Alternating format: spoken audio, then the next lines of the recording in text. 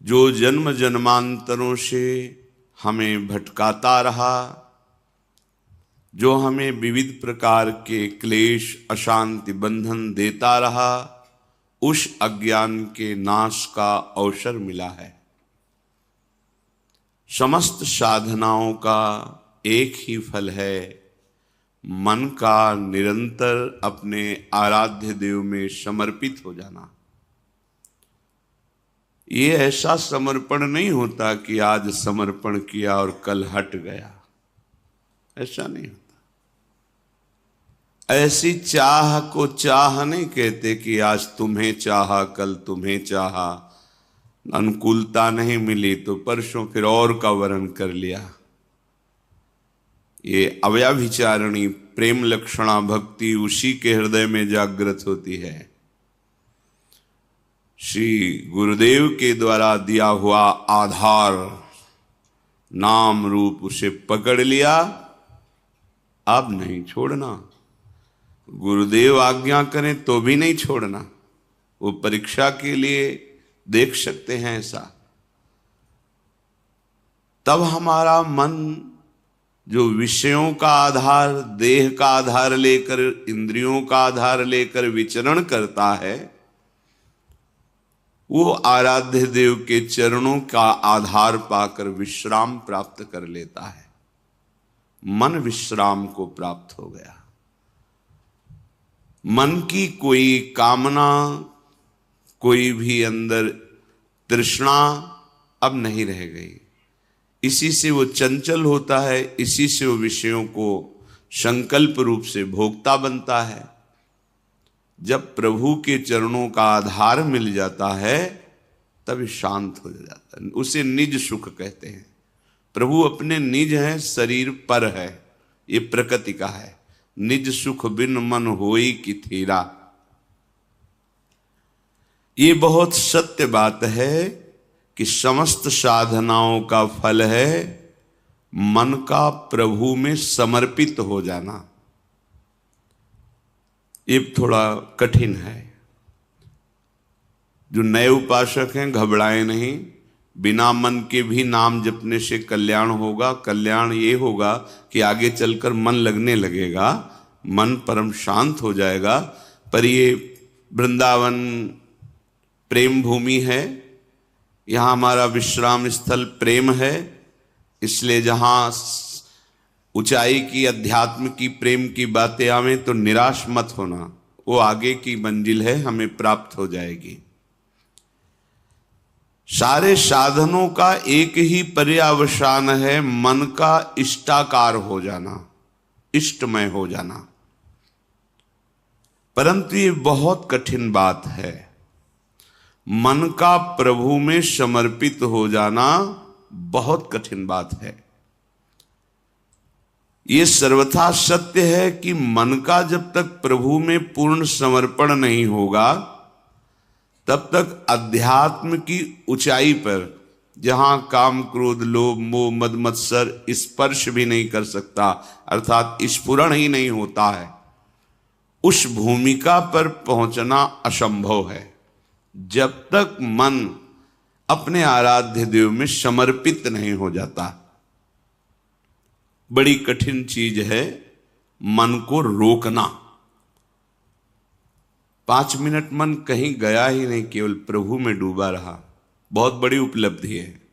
निरंतर मन भगवदाकार है, वो तो सिद्ध पुरुष हैं। अर्जुन के सदस्य जो महाबली हैं, भगवान के सखा हैं और दिव्य हैं, वो प्रभु से कहते हैं कि मन को रोक पाना बहुत कठिन है प्रभु। इतनी सामर्थ्य है भगवान की कृपा से कि आपने चरित्र सुना, उर्वशी जी काम से प्रेरित होकर स्वागत करती हैं और वो कहते हैं माता कुंती और माद्री के समान मैं आपको देखता हूं। जैसे गुरु पर भाव होता है वैसा आप पर भाव है, आप एक शब्द भी ऐसा न निकालिए। ऐसे महापुरुष कह रहे हैं भगवान से स्वयं कि मन को रोकना बड़ा कठिन है। इतना कठिन, वायुरिव सुदुष्करम, जैसे तूफान को रोकना कठिन है, ऐसे मन को रोकना कठिन है। परंतु भगवान अर्जुन की इस बात को एकदम नकारा नहीं कि तुम ठीक नहीं कह रहे हो, कह रहे ऐसा ही है। असंशयम महाबाहो मनो दुर्निग्रहम चलम, बिल्कुल तुम ठीक कह रहे हो, ऐसा ही है। मन को रोकना बहुत कठिन है, पर ऐसा नहीं है कि उसे रोका नहीं जा सकता। कठिन है पर रोका नहीं जा सकता, ऐसी बात नहीं है। तुम महाबाहो हो, शूरवीर हो, तुम प्रयास करो, ये हम सबके लिए है। तो हम कहें कि हम तो शूरवीर हैं नहीं, देहाभिमान के कारण तुम वास्तविक शूरवीर नहीं हो। अपने स्वरूप की तरफ देखोगे तो तुम भगवद अंश हो। जो अर्जुन जी में आत्मस्वरूप विराजमान है भगवान, वही तुम्हारे हृदय में विराजमान है, बिल्कुल संशय मत करना। हम जितना शरीर और संसार से प्रीता करते जाते हैं, वैसे ही हम दिव्य शक्ति से रहित होते जाते हैं।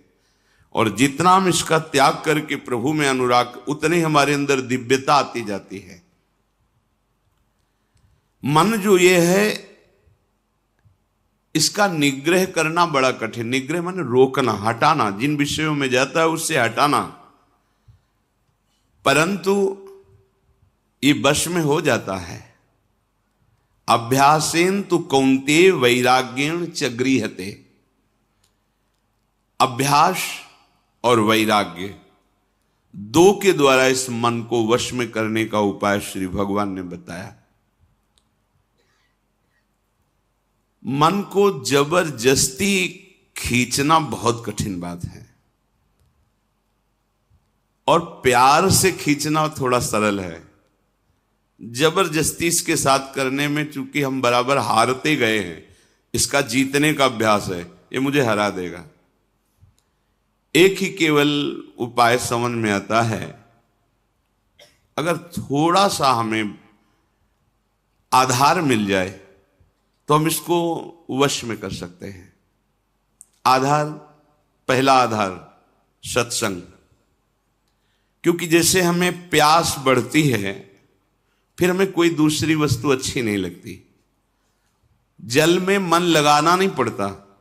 देखिए, जब प्यास लगे तो आपको अधोटा दूध पिलाया जाए कि जल से बहुत ही कीमती है, आपको बिल्कुल नहीं, आपके मन को रुचेगा नहीं।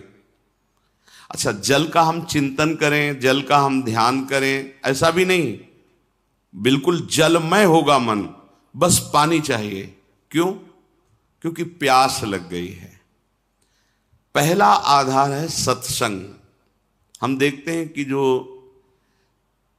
एकांतिक हैं पर सत्संग नहीं सुनते, बहुत से ऐसे दोष हैं जो उनको अध्यात्म में आगे नहीं बढ़ने देते। देखा है, बहुत से ऐसी जिनको समझ नहीं पा रहे, उनकी वो कमियां हैं जो उनको अध्यात्म की ऊंचाई पर नहीं चढ़ने दे रही, और वो अहम के कारण सत्संग का सेवन नहीं करते। मैं सब जानता हूं, और इसी अहम में वो कमी बैठी हुई है जो तुम्हें भगवत साक्षात्कार नहीं होने देगी। देखो, भगवान शंकर को कुछ जानना नहीं है, लेकिन प्रसंग पे पाया गया कि काकभूषुंड जी जब भगवत चर्चा सत्संग करते हैं तो भगवान शंकर हंस रूप में वहां जाके सुनते हैं। क्योंकि शिव रूप में जाएंगे तो फिर उनको खड़े होकर के आदर करेंगे, पास बैठा लेंगे, फिर बोलेंगे नहीं, क्योंकि आदि महादेव विराजमान है, उनके सामने कैसे, तो वो हंस रूप में जाए। कहीं भी भगवत चर्चा हो हरि की, तो भगवान के परम प्रेमी महान भक्त जो अव्यक्त रूप से वो सुनते हैं। कहीं भी भगवत चर्चा हो, हनुमान जी जैसे परम ज्ञानी बैठकर सुनते हैं चुपचाप, गुप्त रूप में आकर के, ऐसे कि जैसे हम जान ही न पावें, ऐसे बैठ के सुनते हैं। सबसे पहला मन को रोकने का आधार है सत्संग। सत्संग क्या करता है? प्यास जगाता है प्रभु की। हमें क्यों आवश्यकता है भजन की? हम क्यों भगवत प्राप्ति करें? क्या जरूरत है? हमें जरूरत है भोजन की, रुपया पैसा की, भोग सामग्री की, पद प्रतिष्ठा की, वाहवाही की। ये असत्संग की बातें सत्संग में पूर्णतया धीरे धीरे अंदर की जो मन में बैठी हुई वो नष्ट हो जाती है और निश्चय होने लगता है कि भगवत प्राप्ति और भजन ही यही जीवन है। पहला आधार सत्संग है जो हमें प्रभु की प्यास जगाता है। बिना आधार के मन टिकता नहीं है।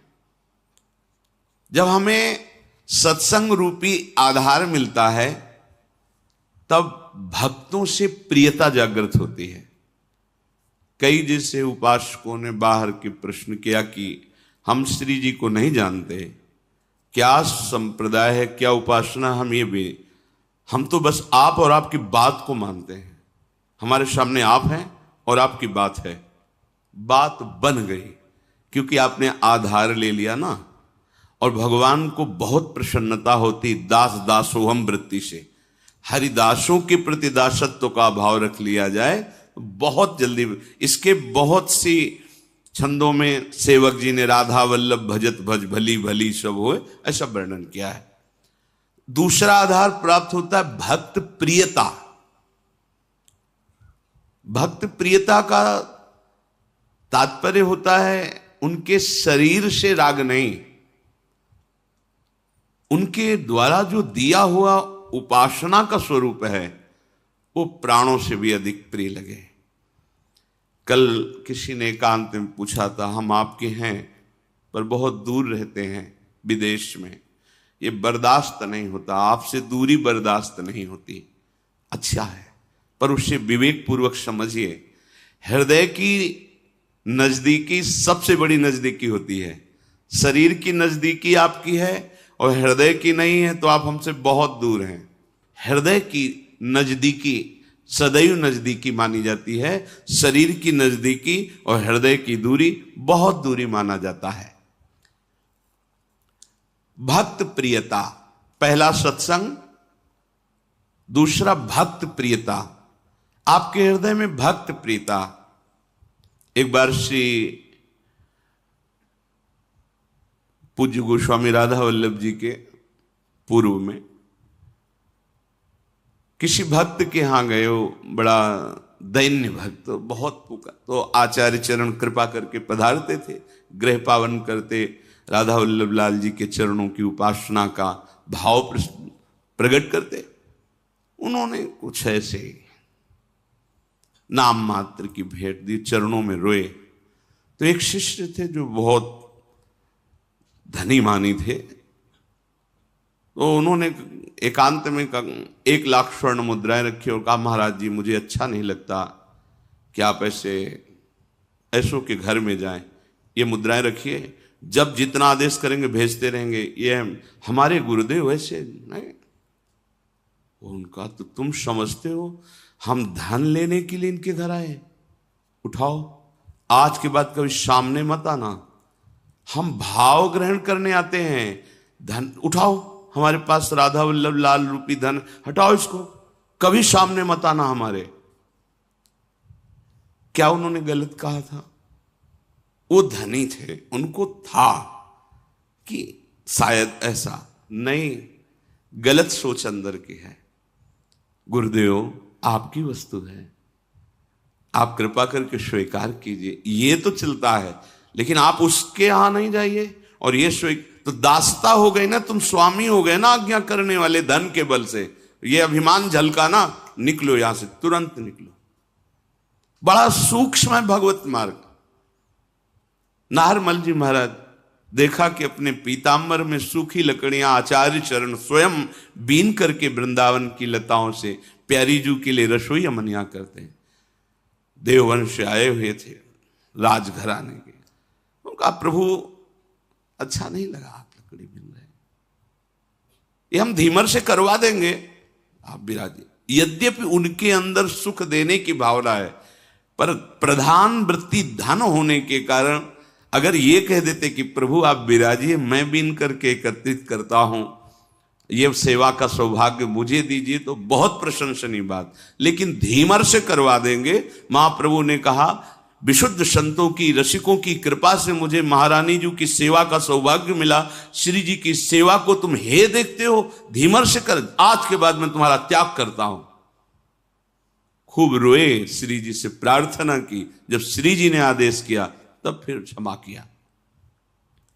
भक्तों के संग का निर्वाह करना बड़ा कठिन होता है, क्योंकि भक्त का संग का जब रंग चढ़ेगा तो वो अपने स्वामी के दरबार में ले जाने लायक बनाएंगे।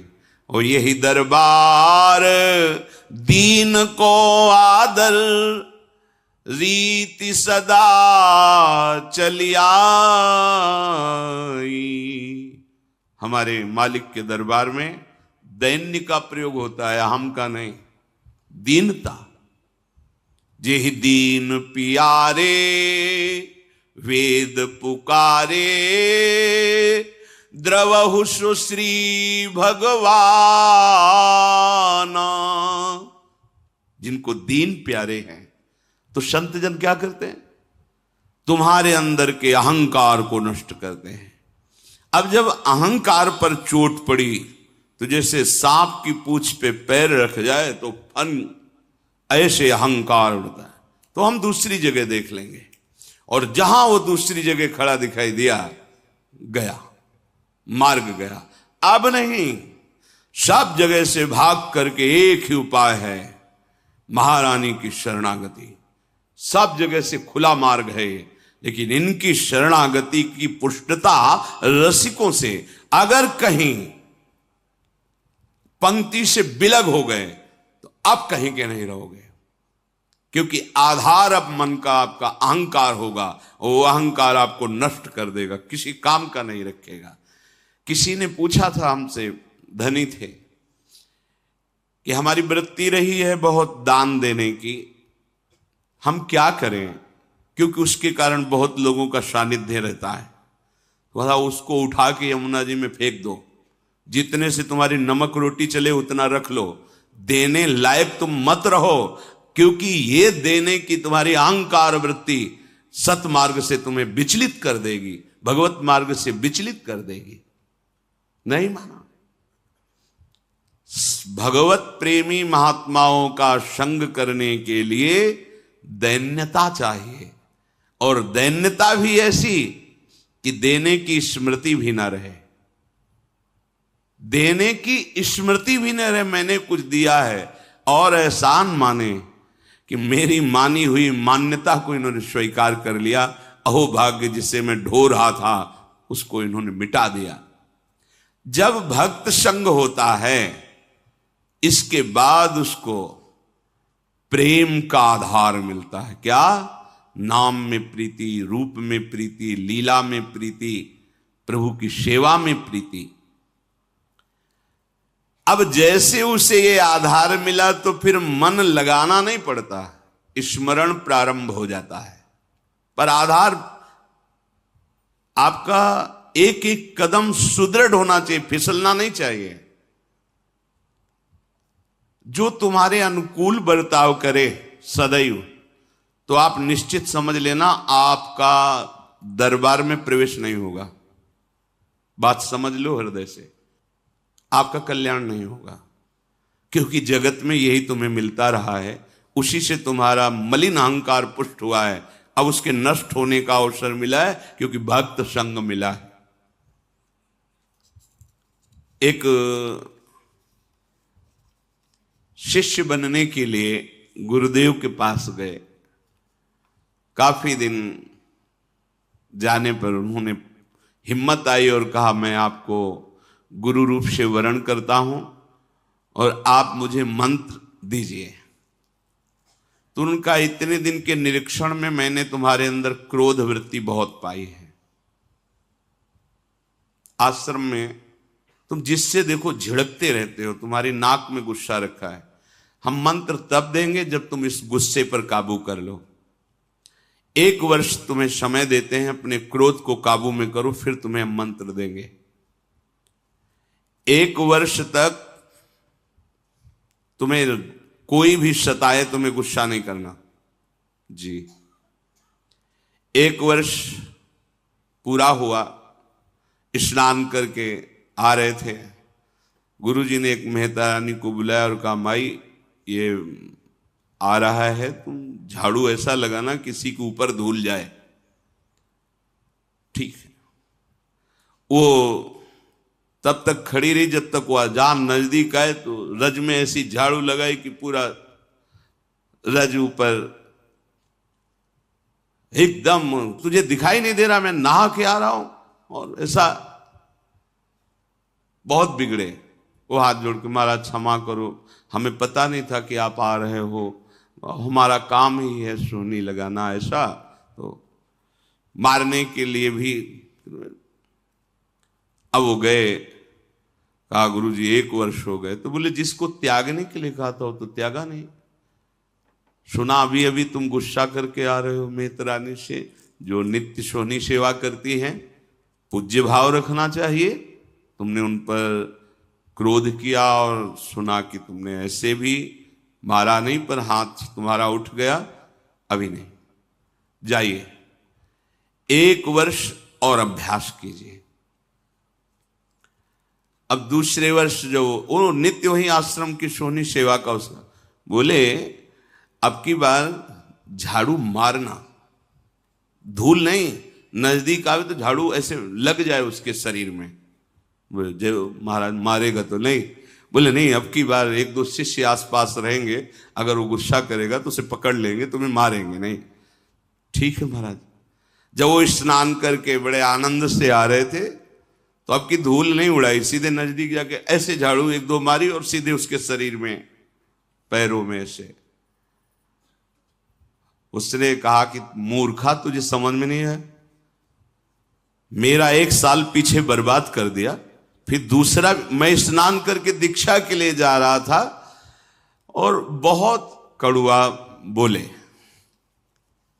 पर हाथ नहीं उठाया।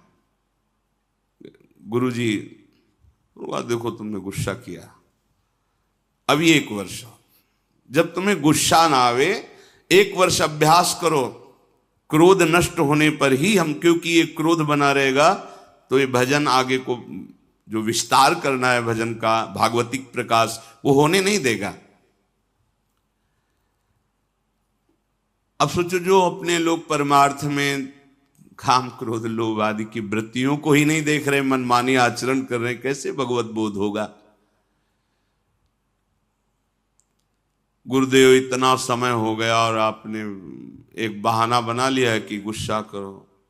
बोले दोष दृष्टि करते हो, और नहीं क्षमा पर, तो 1 वर्ष और अगर भगवान नाराज हो जाए किसी कारण से, तो गुरुदेव भगवान क्षमा कर दे तो भगवान कभी अपराध नहीं मानते। हरि रूठे गुरु शरण है, गुरु रूठे हरि नाहि। यदि गुरु भगवान का हृदय संतप्त हो गया तुम्हारे आचरण से, तो तुम्हें भगवान श्री हरि सहयोग नहीं करेंगे। अगर श्री हरि नाराज हो जाए और गुरुदेव भगवान का वरद हस्त है, कुछ नहीं बिगड़ने वाला। गुरुजी ने कहा कि अब तुम्हें 1 वर्ष तक पुनः अभ्यास करना है। 3रा वर्ष गंगा स्नान करके आया। गुरुदेव ने कहा आपकी बार कूड़ा भर के पूरी टोकरी रखना, जितना जूठन पत्तल सब आते उसकी खोपड़ी से डाल देना। ऐसा ही किया।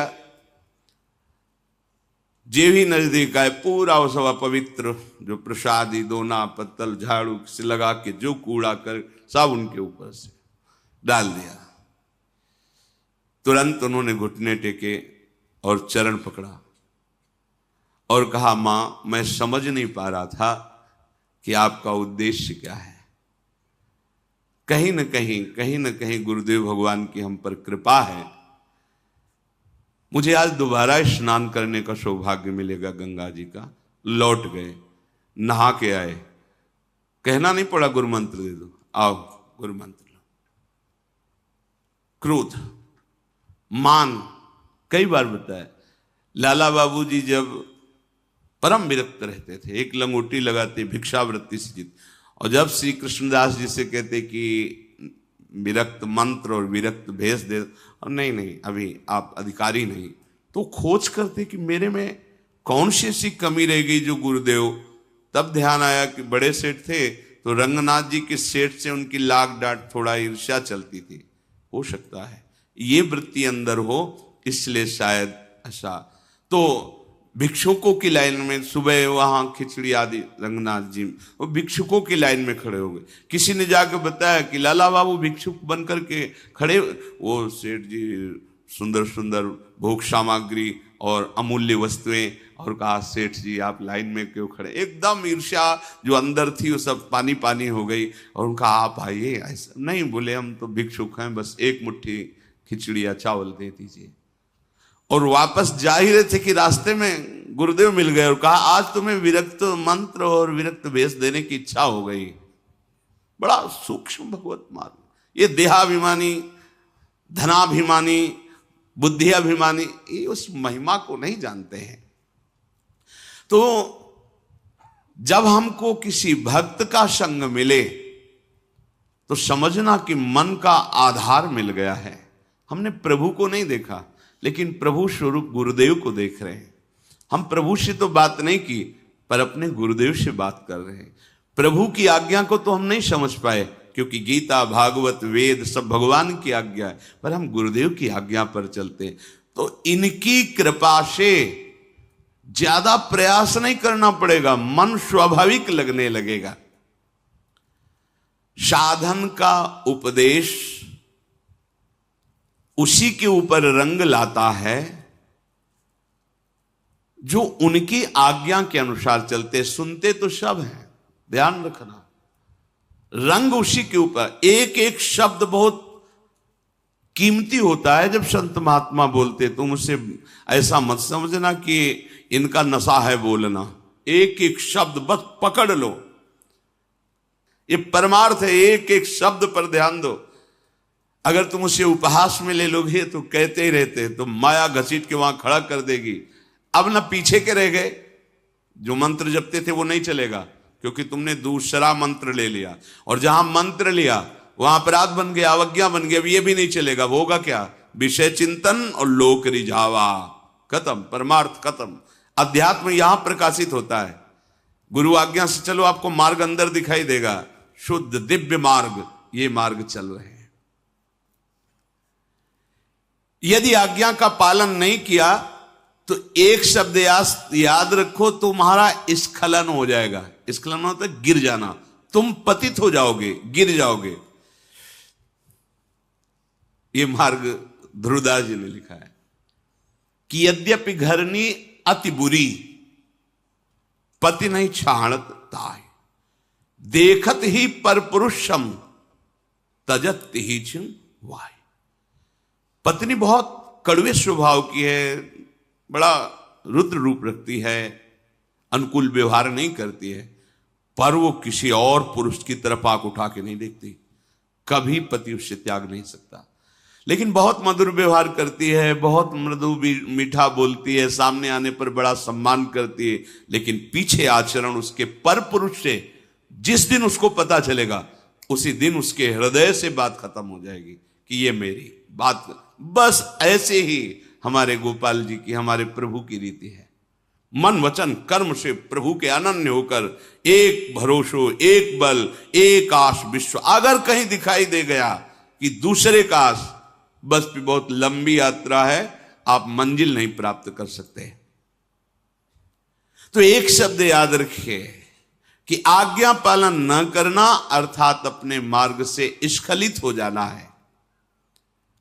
भक्ति साधन को मामूली साधन मत समझो। जो महाप्रेम प्रकट करके भगवान को अधीन कर दे, उसके लिए सिर्फ तुम्हारी अनन्यता की परीक्षा होगी। ध्यान रखना, सिर्फ अनन्यता की। आप अनन्य। हितोत्सव की बधाई में शब्द श्री जी ने निकाला था अंदर से कि निकुंज में बधाई बट रही तो निकुंज है, यहां भी एक बधाई सुन लो। यदि इनके सिवा तुम्हारे हृदय में अन्य आश्रय नहीं हुआ तो बधाई पक्की आखिरी जन्म। तो आपको लगता है हवा में बोल गए।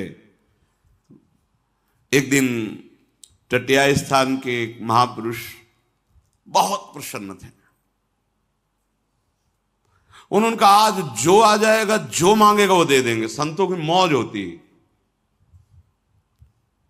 बिहारी जी की ऐसी लीला एक भी व्यक्ति नहीं गया उस दिन, एक भी। और आराम से बैठे तो सबसे कह दिया आज जो मांगेगा कोई, बिहारी जी मांगेगा बिहारी जी दे देंगे, प्रीति जो चाहेगा वो दे देंगे। गया ही नहीं, चिल्लाते जाओ तुम्हारा आखिरी जन्म। बोले हम ऐसे आचरण करेंगे कि तुम्हारी एक भी बात सत्य नहीं होने देंगे।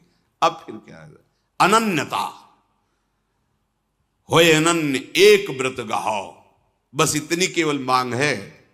गीता जी में देख ले भगवान ने बहुत बार अनन्यता के लिए कहा। साधन में योग्य सद्गुरुदेव ही परमार्थ हैं। योग्य शब्द इसलिए यहां महापुरुषों की वाणी है इसलिए लगाया कि पहले गुरु संग करना, पहला ही आधार बताया गया सत्संग, कि संग से ये देखना है कि ये जो मुझे स्वीकार कर रहे हैं मेरे धन के लिए, मेरे किसी पावर के लिए या किसी स्वार्थ के लिए तो नहीं है। अगर है तो नहीं बनाना चाहिए गुरु। जज स्वामी जब नारायण स्वामी के नाम से जो प्रसिद्ध हुए, जब उनको जज भाव से वैराग्य हुआ भगवत प्राप्ति के लिए, तो हरिद्वार गए, ऋषिकेश। वहां सब संतों के समीप चरणों में जाते और कहते मेरे पास अरबों की संपत्ति है और मुझे वैराग्य हो गया, बस सन्यास आप दे दीजिए और सारी संपत्ति ले लीजिए। तो बस सीधे उत्तर होता आप गंगा नहा के आ जाइए। वो दोबारा जाते नहीं उस आश्रम में, क्योंकि उनको यह लगता कि मेरी जज पद और मेरी संपत्ति का यहां मान हो रहा है, बात नहीं बनेगी। मैं अमुक हूं, मेरे पास इतना वैभव है और मैं विरक्त होना चाहता हूं, वो सब आपको देना। आओ आओ आओ, मतलब आदर किसका हो रहा है? नहीं। जहां वो गए उनको तब उन्होंने विचार किया कि गुरु के बिना भगवत मार्ग नहीं, भगवत मार्ग के बिना हमारा जीवन नहीं, इसलिए प्राण त्याग देंगे। तो उत्तराखंड तो पर्वतों का, बहुत बड़ी बड़ी खाइयों का, तो विचार किया ऐसी ऊंचाई में चढ़ेंगे और वहां से शरीर को गिरा देंगे और मृत्यु। क्योंकि बिना गुरु के भगवत मार्ग प्रकाशित नहीं होता और गुरु हमें मिल नहीं रहे। जो ही चढ़ाई पर चढ़कर गिरने की सोचा, पीछे से किसी ने पकड़ लिया। ऐसे पीछे मुड़ के देखा, एक संत खड़े थे। गुरु चाहिए, नारायण नारायण नारायण, तत्काल अंतर्धान हो गए। जीवन भर बस नारायण नारायण नारायण। तो भाई जी के समीप जब गीता वाटिका में गए थे तो नाम महिमा दिखाने के कोई चमत्कार नहीं, वो एक ऐसे नली रखे, कहीं भी रख दो, यहां रख दो, कान में लगाओ तो यहां नस जैसे धक धक ऐसे होती, ऐसे नारायण नारायण नारायण नारायण। काशी में एक माई थी जो सन्यास मार्ग की पथिक थी, और प्रणो ओम ओम ओम, तो जैसे तिलक बहुत काल तक लगाओ फिर धुलो तो वहां सफेद चिन्ह बन जाता है, ऐसे उसके पूरे ऐसे शरीर में ऊर्ध्व भाग में प्रणो लिखा हुआ था। लिखा हुआ नहीं, ऐसे स्वाभाविक ऐसे उसके त्वचा में दिखाई देता था। हमारे हित धाम में श्री स्वामी शरण बाबा हो गए हैं, उनके मस्तक में ऐसे राधा निरंतर रटने का, राधा राधा। यदि हम जिनके पास गए हो हमारे पद का सम्मान कर रहे हैं, हमारी भोग सामग्री का सम्मान कर रहे हैं, तो फिर बात गड़बड़ है, फिर ठीक नहीं। शिष्य बनने के लिए केवल उसकी भगवत प्रियता देखी जाती है। क्यों मंत्र लेना चाहते हो? भजन करके भगवत प्राप्ति, इसके बाद कुछ नहीं पूछा जाता। तुम व्यापार करते हो, तुम नौकरी करते हो, तुम क्या नहीं, तुम कौन हो, क्या, कुछ मतलब नहीं। किस कुल के, कितना पढ़े लिखे, कितना ऐश्वर्य, ये सब अगर पूछा जाता है